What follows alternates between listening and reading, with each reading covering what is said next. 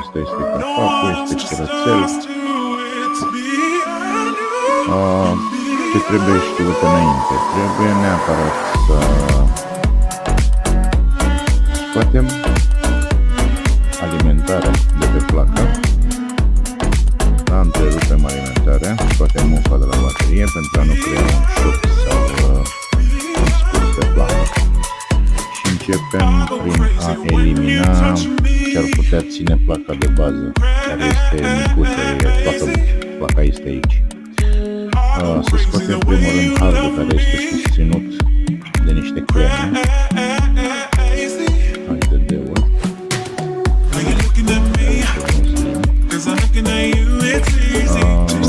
Se scoate panglica de la tastatură.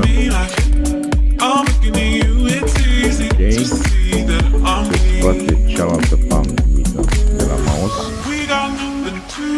Avem aici o fișă de la difuzor. Și aici o fișă de la LCD pe care nu o scoatem, pentru că la acest model se rabatează oarecum. Mai am aici plăcuța de wireless care este atașată, ține un șurubel. Ok. După ce am scos plăcuța, să dau departe.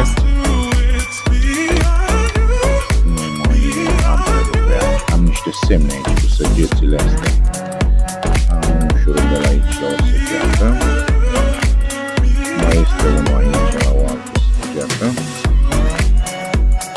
Și mai este unul aici. Ok. În acest moment ar trebui să se rabateze. După ce am rabatat-o, avem radiatorul. Acest model vine fără cooler, fiind foarte mic și slim, se ajută prin răcirea de tastatură. Transfer de căldură, temperatură se face prin tastatură. Mihai și Dan aici folosesc avem eToro pentru a investi în piețele financiare. Mihai studiază oportunitățile globale. Procesor și placa video. Ok. Asta ar fi memoria, modulul de memorie. Facem un upgrade frumușel care avem două emoții acolo, am desfăcut. Asta este un memorie micuță din ce văd eu aici, de 2 GB.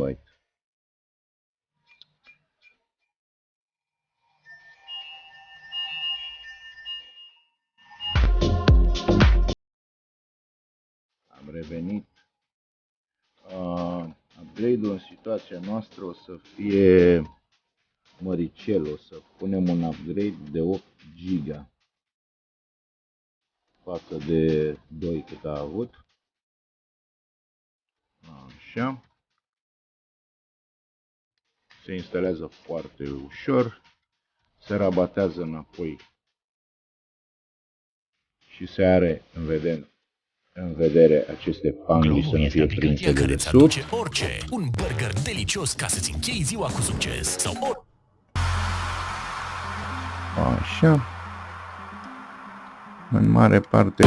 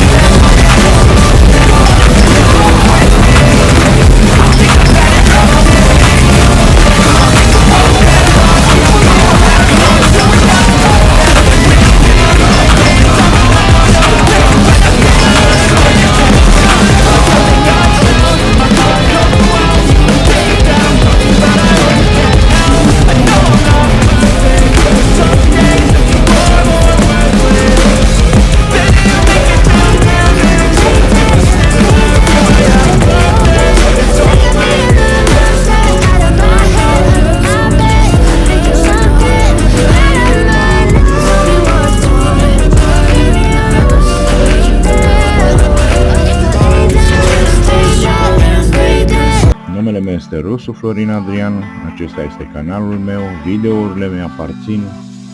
Vă mulțumesc pentru vizionare, să mai pun și altele. Vă rog să vă uitați și la cele care sunt. Vă mulțumesc și pe data viitoare cu altul lector. Salut!